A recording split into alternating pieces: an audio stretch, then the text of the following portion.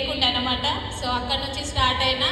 So Guruji అన్నట్లు సాంబార్కి వెళ్ళేసి నేను బిజినెస్లో జాయిన్ అవ్వడం జరిగింది. బెంగళూరు వాళ్ళే మౌర్జీ నన్ను జాయిన్ చేయించింది.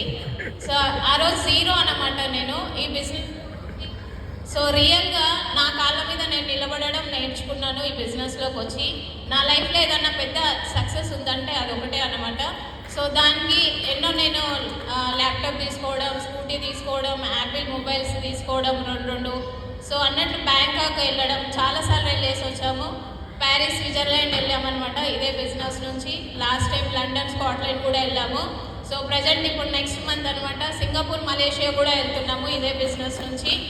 సో నాతో పాటు చాలామంది నడుస్తూ ఉన్నారు చూడండి. సో రియల్ గ్రేట్ అని చెప్పుకుంటాను సేఫ్ షాప్లో. సో ఒకసారి అభిషేక్ మౌర్జీకి, సోమౌర్జీకి, వికాస్ మౌర్జీకి గట్టిగా చప్పట్లు ఇవ్వండి. రియల్గా ఇంత ధైర్యం సపోర్ట్ ఇస్తూ నన్ను ముందుకు తీసుకెళ్తున్నందుకు వాళ్ళకు. మౌర్జీ నెక్స్ట్ ఇది ఇంతటితో ఆగదు మౌర్జీ. ఇంకోటి విషయం ఏంటంటే హిందీ రాదు ఫస్ట్ ఆఫ్ ఆల్ నాకు.